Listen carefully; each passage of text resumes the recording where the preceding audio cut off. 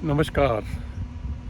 सर्दी की ओर एक सुंदर सी सुबह, प्यारा सा मौसम, कोहरा था, छट गया है थोड़ा सा, लेकिन लवली वेदर। तो पहले वीडियो में हमने बात की थी कि हमें क्यों माइग्रेट करना चाहिए। उसमें हमने बात की थी, मेरी अपनी ओपिनियन ये थी कि अगर आपकी 2 लाख से ज़्यादा की इनकम है तो आपको कोई ज़रूरत नहीं है अगर आप पैसे के लिए आ रहे हैं तो। और अगर आप 2 लाख से इनकम वाले हैं, दोनों के दोनों मिला के 2 लाख, तो आप कंसिडर कर सकते हैं पैसे के लिए, क्वालिटी ऑफ लाइफ के लिए, बच्चों के एजुकेशन के लिए, बच्चों के भविष्य के लिए, अपने बुढ़ापे के लिए, बेहतरीन बुढ़ापे के लिए और लॉन्ग लाइफ के। लेकिन मैं पहली कैटेगरी को भी ये बताना चाहता हूँ कि अगर आपकी पैसा प्रायोरिटी नहीं है और आपको लगता है कि मैं बच्चों के भविष्य के लिए या अपने बुढ़ापे के लिए या हेल्थ या एनवायरनमेंट के लिए जहरीले रिश्तों से दूर जाना चाहता हूँ, तो बुरा नहीं है मेरे विचार से। क्योंकि जब मैंने सोचा था 2021 में, I was well to do, मुझे लगता है कि शायद भगवान झूठ ना बुलाए, 35 से 40 लाख तो मैं कमा ही रहा था साल का उस वक्त। तो मेरी प्रायोरिटी पैसा नहीं था, बस मैं वहाँ के पॉल्यूशन से, करप्शन से, लाइफस्टाइल से, जहरीले रिश्तों से और पता नहीं इसी तरह की सिली चीज़ों की वजह से मैंने सोचा कि नहीं, कहीं ना कहीं जाना चाहिए। अब फैसला तो ले लिया आपने, ये आप ही का फैसला है, मैं तो गाइड नहीं करूँगा आप क्यों आना चाहते हैं। अब दूसरा एक डिसीज़न इम्पोर्टेंट होता है, जो दूसरा कदम होता है कि आपको कहाँ जाना चाहिए, ये भी आप ही का फैसला है। इसमें भी मैं आपका मार्गदर्शन नहीं करूँगा, क्योंकि जब मैंने रिसर्च की थी वो ज़माना बहुत पुराना था, इंटरनेट पे इतनी इन्फॉर्मेशन नहीं थी, लोग भी बहुत कम थे बाहर और मेरा तो कोई जान पहचान वाला था ही नहीं। तो मैंने जब शुरू किया था तो पहले मैंने यूरोप से शुरू किया। यूरोप मुझे काफ़ी का देखने के बाद मुझे पसंद नहीं आया। मैं यहाँ पर एक बात बता दूँ कि मेरी क्वालिफ़िकेशन या मेरा एक्सपीरियंस इतना अच्छा था कि मैं जहाँ पर भी अप्लाई करता मुझे पीआर मिल जाता, वो कोई इशू मेरे लिए नहीं था। इसके बाद मैंने अमेरिका कंसिडर किया फिर, क्योंकि मेरा प्रोफेशन टीचिंग था। तो मैंने देखा अमेरिका के स्कूलों का या अमेरिका की गलियों का जो हाल था, क्राइम, गोलीबाजी, स्कूलों में ही बच्चे पिस्तौल ले आते और कभी टीचर को, कभी बच्चों को गोलाबारी होती है, 15-15, 20-20 बच्चों को उड़ा देते थे, कहीं रेस्टोरेंट में उड़ा रहे हैं। पता नहीं क्यों मुझे आज भी, अभी मैं न्यूयॉर्क घूम के आया था इसी साल, लेकिन मुझे आज भी वो अमेरिका पसंद नहीं है। मुझे रिग्रेट नहीं होता कि मैंने अमेरिका क्यों नहीं चुना। उसके बाद मैंने रिसर्च किया कनाडा, क्योंकि उस ज़माने में भी कनाडा का बड़ा हल्ला था। लोग सुनने में आता था कि लोगों के पास हज़ारों एकड़ जगह ज़मीन है और लोग खेती बाड़ी कर रहे हैं और अच्छा कर रहे हैं, कई पीढ़ियों से काम कर रहे हैं। एक्चुअली में एक पीढ़ी के बाद इतना मुश्किल नहीं होता है एस्टेब्लिश होना। कुर्बानी वास्तव में सिर्फ पहली पीढ़ी की होती है, पहली जनरेशन की होती है। तो जब मैं थोड़ा सा गहराई में गया कनाडा के, तो मैंने देखा 8 महीने वहाँ पर सर्दी होती है और सर्दी भयंकर वाली हार्श विंटर होती है, जो माइनस में, टोरंटो जैसी जगह या और कुछ ऐसी जगह थी वो 30-40 डिग्री माइनस में भी चला जाता था।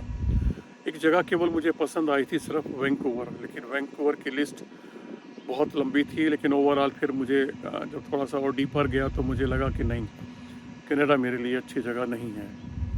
इसके बाद फिर मेरी ऑप्शन आई ऑस्ट्रेलिया। ऑस्ट्रेलिया मुझे अच्छा लगा। ऑस्ट्रेलिया में मुझे लगा कि एवेन्यूज़ बहुत सारे हैं और मैं ढूंढते ढूंढते थोड़ा सा मुझे लगा ये ठीक है, और मैंने एप्लीकेशन डालनी शुरू कर दी, अपना नूसर का असेसमेंट, क्वालिफ़िकेशन का असेसमेंट, और वो मेरा पूरा हो गया लगभग।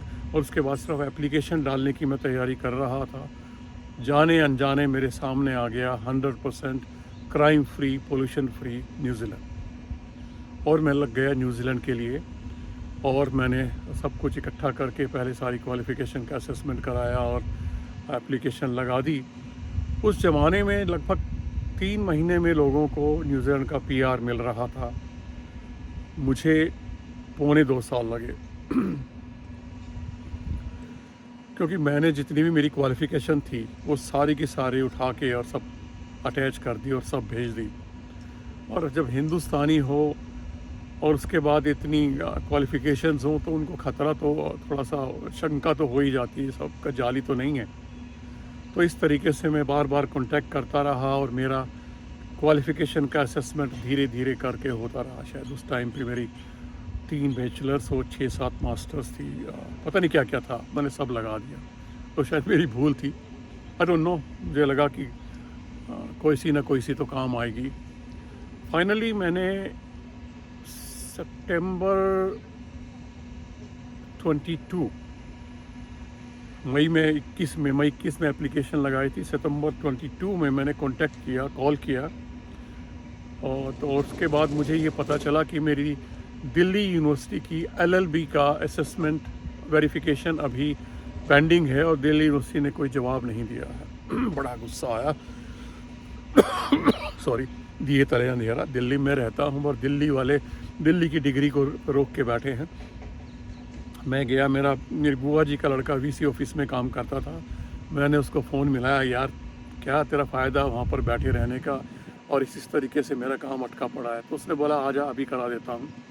लकीली VC ऑफिस के पास ही वो असेसमेंट वाला उनका ऑफिस था, और वहाँ से अपने ऑफिस से, क्योंकि वो इंचार्ज था तो उसको दिक्कत नहीं हुई, मुझे लेके वो ऑफिस में गया तो वहाँ एक सरदार जी थे जो इंचार्ज थे, तो वो तो पहचानते ही थे। उसको ने बोला भाई त्यागी जी कैसे आए, और उसके बाद उसने बताया ऐसे ऐसे। उसने फ़ाइल निकाली और मुझे बोला कुछ, मैंने जो भी थी सेवा मैंने दी, और उन्होंने बोला आज ही हो जाएगा। ये बात मैं सितंबर शुरू की कर रहा हूँ, शायद सितंबर एंड में मेरे पास अप्रूवल आ गया मेरे PR का। तो बड़ी लंबी जर्नी थी मेरी। चलिए, तो ये मैं आपके ऊपर छोड़ता हूँ। आज भी मुझे अगर कोई पूछे तो यूरोप, अमेरिका, कनाडा आज भी मेरी लिस्ट में नहीं है। मेरी लिस्ट में अगर आज मैं अपने बच्चों को अगर मैं सलाह दूंगा, या उनको अगर मैं सलाह दूंगा जो 35 साल से नीचे हैं और जो सिर्फ पैसा कमाना चाहते हैं, तो मैं उनको कहूँगा आप ऑस्ट्रेलिया चले जाइए। और ऑस्ट्रेलिया में भी मैं मेलबर्न नहीं बोलूँगा, सिडनी बोलूँगा, क्योंकि सिडनी का अनएम्प्लॉयमेंट रेट कंपैरेटिवली कम है, तो और अपॉर्चुनिटीज़ बहुत ज़्यादा है वहाँ पे, पैसा ज़्यादा है। तो उसके बाद अगर सेकंड प्रायोरिटी होगी तो मैं मेलबर्न बोलूँगा। अदरवाइज़ अगर कोई क्वालिटी ऑफ लाइफ और नेचर ब्यूटी चाहेगा तो मैं उसको आज भी नंबर 1 पे न्यूजीलैंड ही बोलूँगा। और मुझे कहने में कोई संकोच नहीं है, रिटायरमेंट लाइफ न्यूजीलैंड से बढ़िया दुनिया में कोई नहीं है। मेरा अनुभव ये कहता है, रिटायरमेंट से बढ़िया लाइफ न्यूजीलैंड से बढ़िया कहीं भी नहीं है। अगर आपकी पॉकेट भारी हो गई है कमाते कमाते, या पीछे से बैकग्राउंड अच्छे है और आप 40 के बाद आना चाह रहे हैं, तो आपको न्यूजीलैंड टॉप प्रायोरिटी पे कंसिडर करना चाहिए। मेरी पर्सनल ओपिनियन है। और आप जॉब कीजिए और पैसा जोड़िए, दोनों कमाएंगे, एक पे खर्चा चलेगा और एक पे आप करते रहिए। तो यानी कहने का मतलब मेरा ये हुआ कि सबसे बड़ा इम्पोर्टेंट स्टेप अब ये होगा कि आप कहाँ जाएं। तो ये फ़ैसला मैं आपके ऊपर छोड़ता हूँ कि आप खुद रिसर्च करें, पता करें। दुनिया भर के आजकल व्हाट्सएप ग्रुप हैं, रिसर्च कीजिए उस कंट्री में रहने वाले ग्रुप से, जो फेल हुए हैं, जो सक्सेस हुए हैं, दोनों तरह के विचार लीजिए, और फिर उसके बाद तैयारी कीजिए अपना मन बनाने की कि आपको अमेरिका जाना है, कनाडा जाना है, यूरोप जाना है, न्यूजीलैंड जाना है, या ऑस्ट्रेलिया जाना है। यूरोप जाना और कनाडा जाना आज की डेट में ईजीएस्ट है PR पे, ईजीएस्ट है PR पे। स्टूडेंट वीज़ा तो चुटकियों में मिल जाता है, क्योंकि कटोरा लेके बैठे हैं ये सारे के सारे कंट्री, न्यूजीलैंड ऑस्ट्रेलिया भी उसमें शामिल है। कटोरा लेके स्टूडेंट वीज़ा के लिए बैठे हैं, क्योंकि उनकी फ़ीस का बहुत बड़ा हिस्सा स्टूडेंट फ़ीस से आता है, बच्चों के इंटरनेशनल फ़ीस से आता है। लेकिन स्टूडेंट वीज़ा मिलने का ये मतलब कतई नहीं है कि आपको PR मिल गया है। ऑस्ट्रेलिया, न्यूजीलैंड बहुत बहुत सख्त हैं PR देने के मामले में। कुछ सेलेक्टेड स्किल्स हैं जो बार बार बदलती रहती हैं, हर 6 महीने में वो उन्हीं को वीज़ा देते हैं, उन्हीं को PR देते हैं जिनकी उनको ज़रूरत है। यही चीज़ आज की डेट में कनाडा में या अमेरिका में या यूरोप में हो रही है। कनाडा में तो बहुत बुरा हाल हो गया है, क्योंकि हम ऐसे ही जनरल क्वालिफ़िकेशन लेते हैं, कनाडा की तरफ भागते हैं, न्यूजीलैंड की तरफ भागते हैं, ऑस्ट्रेलिया की तरफ भागते हैं।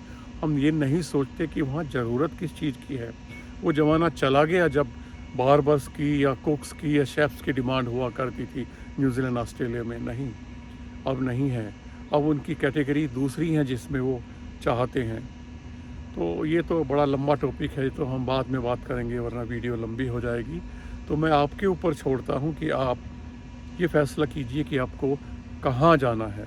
उसके बाद फिर अगली वीडियो में मैं बात करूँगा कैसे जाना है। तो मुझे लगता है कि आप थोड़ा सा टाइम देंगे। अगर आप बेताब हैं बाहर निकलने के लिए तो आप स्टडी कीजिए, रिसर्च कीजिए। लेकिन मैं आपको ये कहना चाहता हूँ कि रिटर्न जो एजेंट्स हैं उनके बहकावे में ना आए, और लोग जो मेरे जैसे हैं उनके बहकावे में ना आए।